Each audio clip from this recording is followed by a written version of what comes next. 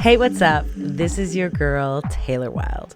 Welcome back to Wilde On Season 5, the podcast where you get the insider's view of the weird, wild world of wrestling and witchcraft. On Wednesdays, Jordynne Grace was a guest on Wilde On Season 2. Since our interview a year ago, she has continued her absolutely incredible glow up. She has been Knockouts Tag Team Champion, the first ever Digital Media Champion, and the first ever Queen of the Mountain winner, where she retained the Knockouts Championship title for the second time. Just this month, she qualified for her IFBB Pro Card. She has literally dieted and trained like an absolute beast against all odds and a jam-packed professional wrestling schedule. I could not be more proud of my knockout sister. I did tease her relentlessly about being hungry. She's still kind of mad at me. What can I say? Teasing's my love language. Ladies and gentlemen, my girl, Jordynne Grace. You look amazing. I've been following your you obviously you're fit, you're beautiful, you always have been, but you've kind of been on this little bit of a glow up journey. You've tightened up, you've got some competitions coming up. Tell me the things. Tell me what's going on. That's what happens, I guess, when you're off wrestling for 10 weeks, right? You get bored. Before COVID happened, I was doing powerlifting competitions, and I just decided I wanted to do some more of them. Okay. And unfortunately, with these powerlifting competitions, you got to be in a certain weight class. So trying to get down to a specific one, because the one I'm in right now, I'm at the lower end of it. So if I stay at the lower end of it, instead of cutting, 5-7 pounds, I'll be at the lower end of the bigger weight class. That's not where you want to be. Yeah, that's not where you want to be. And how did you place in your other powerlifting competitions? Not that it matters, just I know you're a competitive person, so. My last one, I got third place, which is pretty good because I hadn't competed since high school. Oh, wow. Yeah, it was pretty okay. And then these next couple, I'm hoping it's a new powerlifting league. So I think I'm going to take a couple of their state records. Oh, yeah, girl. Yeah. I looked at the records online and I was like, I can do that. I got that. Oh, that's so good. So what's changed in terms of your training for these powerlifting competitions versus when you were just training to wrestle and look amazing? So I have a powerlifting trainer now, because in powerlifting, it's not just how much you can lift it. You have to learn specific techniques, and there's different kinds of commands in powerlifting. So for bench press, you have to be able to hold the bar on your chest for 1 second before you press it up, as opposed to, just throwing it up. So okay. I have a difficult time just not bouncing it off my chest. And so I have a powerlifting coach that, shows me techniques for that. And it's pretty intense. They have me just lifting so much, pretty much every single day, especially since we're 4 weeks out. Right. And at the same time, I'm trying to cut weight. So I feel so not strong. It's so hard, isn't it? It's pretty rough. But I'm at my goal weight right now, which is kind of scary because my competition isn't for another 3 weeks or 4 weeks. So I have to just stay at this weight. Do you feel comfortable, or do you feel like you could crush some serious pizza and burgers, you're hungry and tired? I'm in my friend group chat, and I'm literally sending stuff I don't think I could do this. I think I'm gonna die. Oh man, that is a big ways out. But I guess you have some wiggle room. If you go up a little bit, you still. That's what my coach was saying. He's like, "Don't worry about it. Even if you gain some, we know now that you can cut super fast, so it won't be a big deal." And the good news is, for this competition, they have the weigh-ins the night before. Oh. For that, I'll probably just gain 10 pounds just from eating everything. What will you eat first? What do you need in your life? Oh my God. So I guess there's a tradition because I joined a powerlifting team. So there's a bunch of different people on it. And they said their tradition is they usually go to Longhorn Steakhouse and just destroy. So whatever is there, steak, mashed potatoes, macaroni and cheese, a bunch of different stuff. Okay. But there's no particular food that you really crave that is probably not the best for you. You're not a chocolate girl or an ice cream or ice cream is definitely a big one. For like my dessert at night, I get one of those like those Weight Watchers 100-calorie fudge pops, but Oh that yeah. is not it. That's That's that's like a palate cleanser. That's some bullshit right there. like I don't want to eat it because I'm like, this sucks. It's almost like the taste of it is worse. Like you just want more. It's literally it. I want to switch gears because I know by talking to you, and obviously you have a huge fan following, during COVID, you are one of, a few indie wrestlers that really, you put your nose to the ground, you are grinding, and you are making sure you are surviving. And you are like a successful entrepreneur, OnlyFans, Patreon. Like, tell me how much work goes into that, because I like, if you watch TikTok videos, they're just like, you just post some photos and then you're rich, and I just know that's not true. So Patreon it really kicked off for me, honestly. Like, Yeah. I tell people all the time, like, you get what you put in, and you put in what you put in, and then you get out what you put in, right? Right. I put in a ton of work into Patreon. Like, I do collaborations with like small businesses every few months, and I send out 100 boxes to a certain level of patron. I do giveaways, so it's not just like the sexy photos and stuff like that. It's Right. constant interaction. I have a private Snapchat and a private Instagram. I do like monthly like group chats with all the fans, watch alongs. So like pretty much every day is like something. But honestly, for me, it's completely worth it. I make more money from Patreon than I do from wrestling. Wow. So that's like that's a lot of the reasons why I re-signed with Impact, to be honest, because the other companies I couldn't do my Patreon anymore, and I was like, it's too much money to take off the table like that, to be honest. And I love doing it. I love being able to interact with the fans like that. Yeah. I love doing these collaborations with these small businesses. Right now I'm doing one. I don't know if you know what Pro Wrestling Loot is. No, tell me, and tell our listeners. Actually, I'll show you. Okay. It's these little pro wrestling subscription boxes. Oh, cool. Like Glam Box, or like those. Nice. They have like, they do like, what do you call those things? Like little micro brawler things and stuff like that. Like trading cards, and they send them off to a ton of fans. So I actually just started a partnership with them, which is kind of like a big deal for me. That's so cool. Good for you. Yeah, thank you. At least for the next year, I'll be sending out a free box to all my patrons every 3 months. Amazing. And I could see it on your face. I just want to like disregard. There's nothing wrong with doing sexy photos, like at all. Like I think more. There's a stigma about it, though, I think. Yes, there is, but like you don't have to pose nude. You don't have to do semi-implied nudity. And it's 2021. If you feel good in your skin and you feel comfortable taking photos or video, like fuck everybody. Like there is no judgment. Girl, you make your money.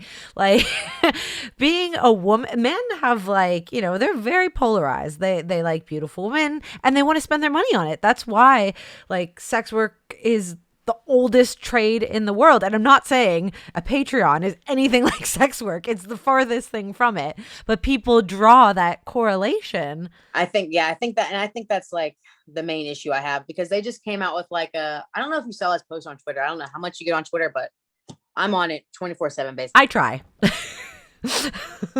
They did this post about, the top 20 Patreons and like how much money like wrestling Patreon has generated. And they estimated like, it was $2 million a year. Okay. I was the only female wrestler on there, and I was like number 10 or something. And I didn't even realize that was a thing.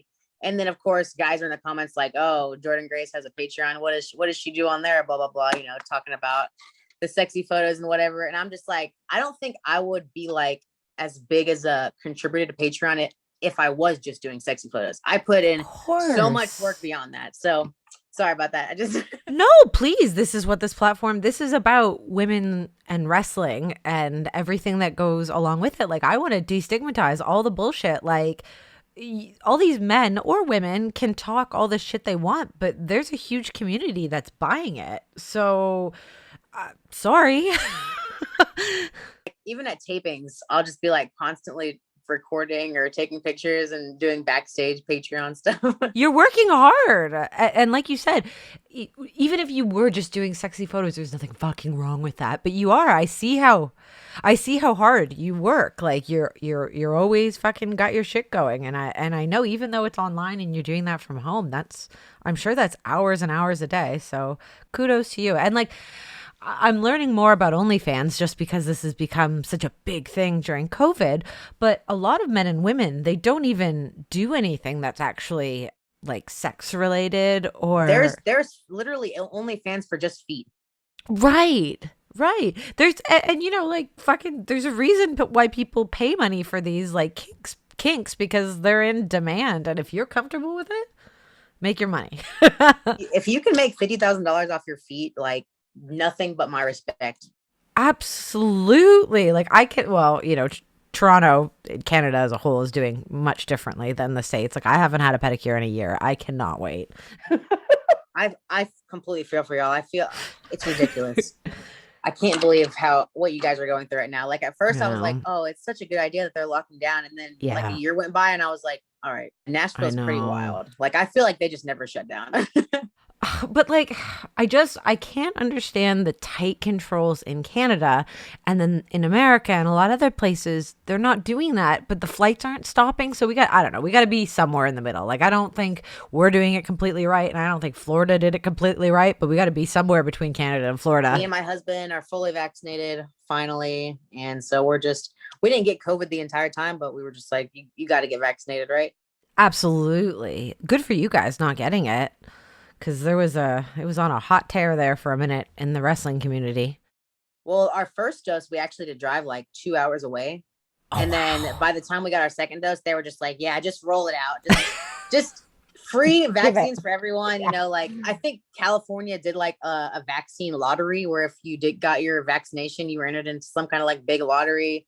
There's another state giving out free joints. Like amazing. Is recreation like are dispensaries legal where you're living? Not where I'm living. Okay. Unfortunately. Bummer. But, you know. So we're doing that right at least. I'll give Canada credit there. Y'all are doing that 100% correctly. So let's talk about wrestling romance. How did you state your husband's name and how did you meet him? His name is Jonathan Gresham. He works for Ring of Honor and I met him at a wrestling show, of course. How long into your career were you when you met him? Oh my God. So I've been wrestling since I was like 14. Oh my God. I was probably already like 5 years in when we met. Okay. So 14, how did you get into the business at 14? So this is a big time of like MySpace. Okay. Yeah. So my mom actually was doing online dating and she met someone on MySpace who was a professional wrestler and they ended up getting married and the whole, shebang. And I started actually like going to wrestling training with him. I'd watched wrestling since I was like, a little kid. Yeah. But when she started dating him, I was like, what the heck? Like, this is like, he's not on WWE, but there's like other wrestling outside of WWE. That was my first, exposure to that. And then I started going to wrestling training with him. And it just kind of like took off from there. It became my entire life. Like, and that's such an impressionable age, 14. Like I remember like I got really heavy into like metal and punk and that pretty much shaped me for the rest of my life. That's like a really important age. So you were probably full on in wrestling at that point then. And wrestling was just like, that's my only personality trait now. Now, so you started training at 14, obviously you got into the indies not far after that. Have you worked any shit Samaritan part-time jobs in your life as well? Yes, I got my personal training certification when I was 18 and I was doing personal training for a few years, but I have not worked like a regular job in the past 5 years probably. Okay. I actually do online court transcription work. So I just do that. I've been doing it since before, I made a living full-time from wrestling and I still do it just because I love it and I could do it anytime. I did it when I traveled to Japan, to Australia. I love doing it. So I'll probably never stop doing that. You're just so clever. I give you tons of credit. Like you made this Patreon work and this like you've chosen jobs that you can be a wrestler and you're always financially stable. That's amazing. Yes, I've lucked into it. No bullshit. You work hard. No luck. Sorry, continue what you're saying. But yeah, it's just that's one of the jobs that I'll never quit. Even if I get, if I make $1 million a year from wrestling, I'll still never stop transcribing. I just love it. Do you get any juicy like court details, or are they pretty like? That's why I love it. I love to watch like Law and Order, CSI, stuff like that, and it's like that. Like I've typed murder cases and I'm like, man, this is some good shit. This is some good stuff right here. Oh my God. If there wasn't any like legal ramifications, I'd be like, girl, do you want to do a weekly podcast about your transcriptions? Because oh my God. It's everything, because I have to sign like, the NDA and everything. It's everything I have not to tell everybody. I'm like, look at this case. I can't. I have to keep my mouth shut, but it's very difficult. And I type like a lot of like family law stuff. So okay. The divorce stuff and all of the drama that goes into that. I'm just like, geez, man, it's crazy. I'm like you. Law and Order is absolutely my favorite show. Any crime, I don't want to say it's terrible to say, but like serial killers, rape. I love crime. Like I fucking love crime. Do you listen to any are you a podcast person? Do you listen to any crime podcasts? No, I don't, and okay. I wish I did. John constantly has on the Jim Cornette podcast, one of my least favorite people. And so I just overhear that. And that's the only podcast I listen to right now. My favorite murder is two women who've been at the podcast game for about 5 years. They like had humble beginnings, but they're like us. They love crime, and that's what their podcast is. They're like detectives now, right? Pretty much. I think they've helped, like, I don't know if they've helped solve cases, but they've added, like, they've reopened cases. I think they've added interest to it's crazy. I'd be so pissed off if I was a murderer and like I got away with it, and then like 10 years later two women just like the case. I'm just like, what the heck? Two alt rock girls that couldn't make it in the world. One was addicted to meth. One was like a failed actress. Yeah, I'd be like, fuck this. So 14, it's such a young age. What were your loves before wrestling? Like, were you into dance, or did you love music, or? I kind of just like dabbled in pretty much every sport. Like I did a little bit of soccer, I did track, I did cheerleading, and then finally I found wrestling and I was like, I love to beat people up. Like this is this is awesome. And also it helped that I was really young. I couldn't get a job yet, and wrestling, even though it was like paying very little at the time, it was still giving me something, right? So I got very fortunate when I was 14 and making, $100 a weekend over the course of 3 shows. And I was like, I'm rich. Like, So just get back to the court cases for 1 second. So you do a lot of family law. What is the craziest thing that two people have fought over? Like I've heard people, like two parents that are either in the process of divorce over their children. They've gone to court over like a fucking haircut. What's the craziest thing? The area that the court is in that I type cases for is a very rich area. And so I know, like, obviously people who are getting divorced fight about money all the time. Yeah. But I typed a court case very recently where the man was making about $300,000 a month. What? A month.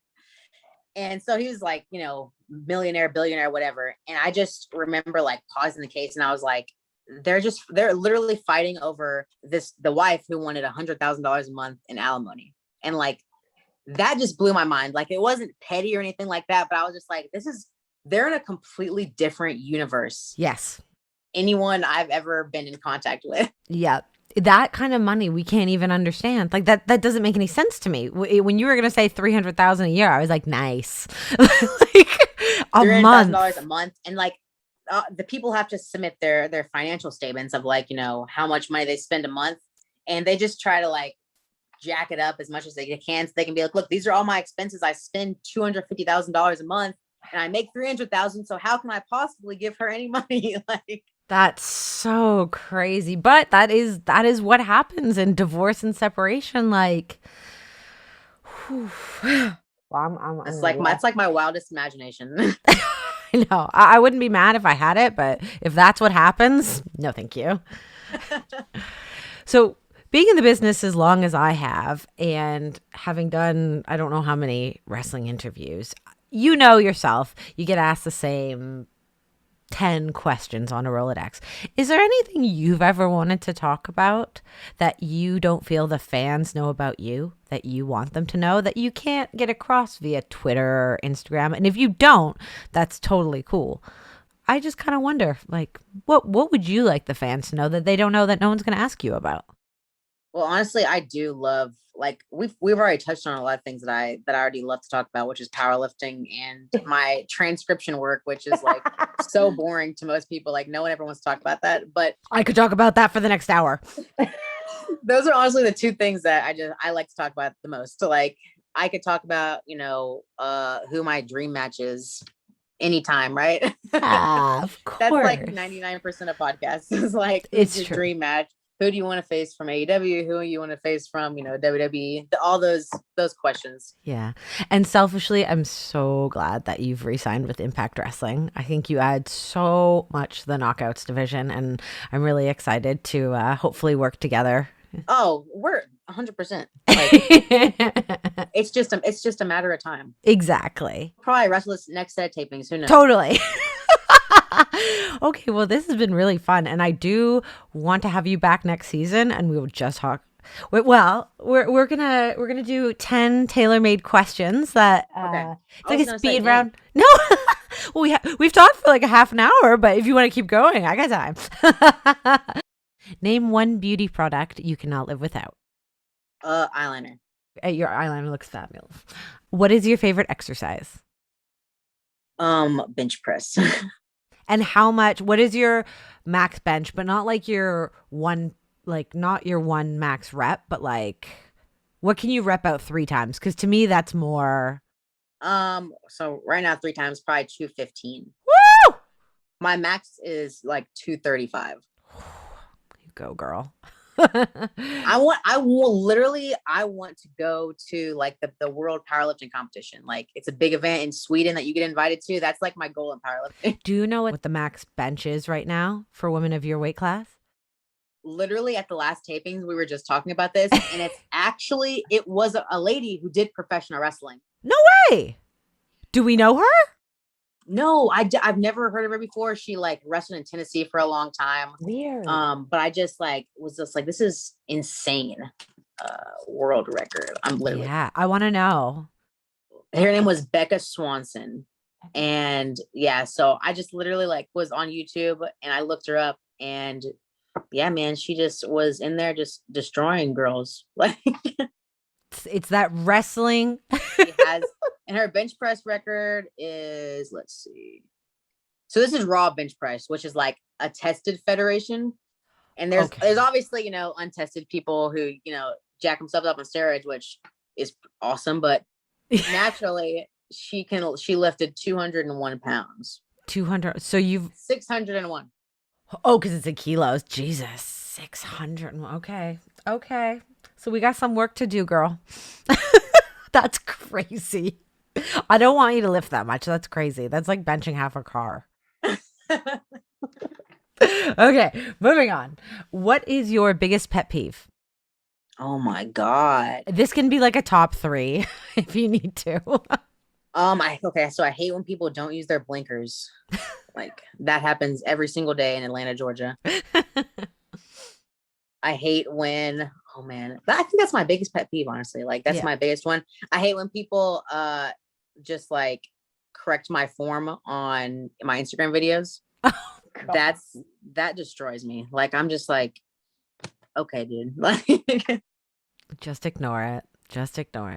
You're so right, but it's so hard. I know. Sorry. I it's very easy to say when it's not my video, but all I can say is people are watching it and they're taking the time to comment because hate you or love you, they're still taking the time out to watch you. So just drink that haterade and, thank you for the likes. Thank you for the watches. What I do love about Instagram, though, is that you can delete comments. That's my favorite thing about Instagram. Just delete and it never happened. Mm-hmm. Exactly. A little blockage in your life. Who is your celebrity crush? Jensen Ackles. Have you seen Supernatural? Oh, yes. Okay, I got you. One of the brothers from that thing. And he actually lives in my hometown. He lives in Austin, Texas. Oh, no way. Where I'm from. Yeah. So there's a little hometown loyalty there. Yeah, exactly. What is your favorite band or artist? So recently, it's not my favorite all time, but Olivia Rodrigo, I'm obsessed with her recently. Yeah, she's so great. Like right now, that it's definitely her. And I also love the All American Rejects. Nice. Okay. And do you have a secret vice, like drinking a glass of wine in the shower? No, but I do love to eat in the bathtub. Like I love to eat dinner in the bathtub. That's like my favorite thing. I have one of those things that go across the bathtub. Yeah. Plate on it and everything. Beautiful. That's the most relaxing thing. It's amazing. And watching your show, it's perfect. That's amazing. What wrestler has the best entrance music? I've always said Randy Orton, and I still think it is. I just that song just gets stuck in your head. And it jacks you up. It's totally whatever gets you going. But that's my favorite. That's my favorite one. And what is your drink of choice? Doesn't have to be alcoholic. It's not my drink of choice, but I drink a ton of water. Yeah. And I also like I don't know if you know what they are, Alani energy drinks. I've heard of them. What is the hype?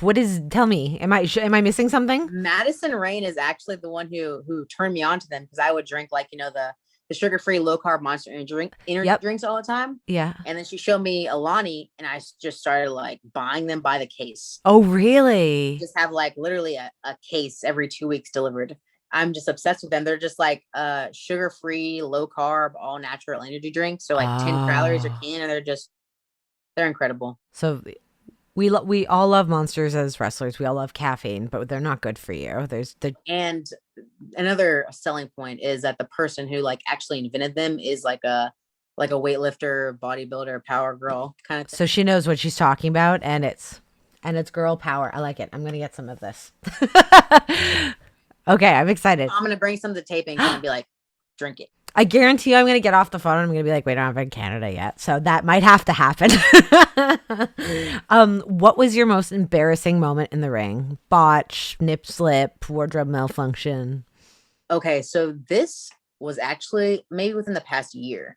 So I wrestled a match against Kimberly, and I'm sorry if this is like disgusting anybody, but whatever. No such thing. No disgusting.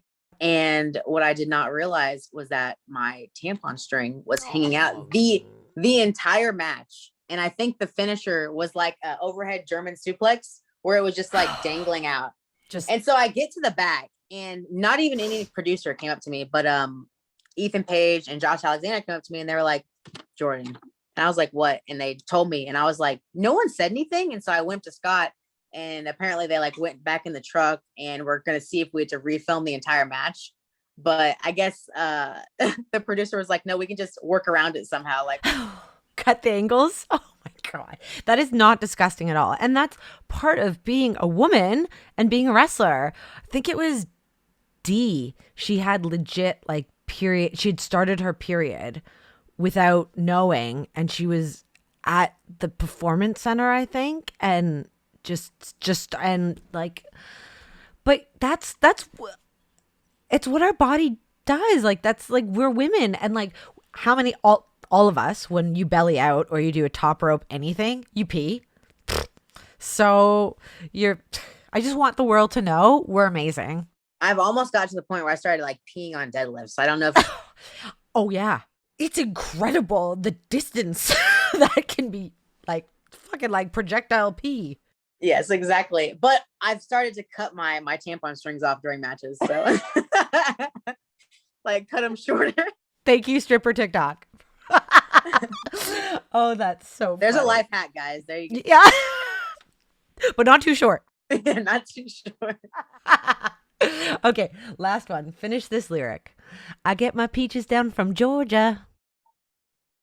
Oh my God. I get my weed from California. Yeah. I think I got the lyric wrong, but like it was close enough. See, I got off shift this morning and I usually like write the sentence of the lyric down, but I was like, I got this. I don't need to write it down. That was like, I get my weed from California. I wish I start shipping it. If I could bring it across the border to tapings, I would, but I know that there would be like, even though it's legal here, it's just, I'm sure you don't want the stress. I don't want the stress. I've done a lot of illegal things flying with marijuana, so I just you know what? And you're not the only one. Worst feeling in the world. Oh yeah. When the dogs come, you're just like, this is it. This is how it ends. I always put it in my checked bags. I know they say you're not supposed to do that, but I do it.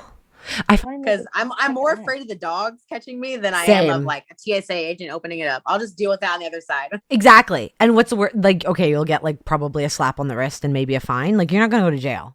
Yeah, but I also was reading a Reddit thread where it was like TSA agents who check their bags. They say that they usually just take the weed for themselves and like. Yeah, because that's all they do.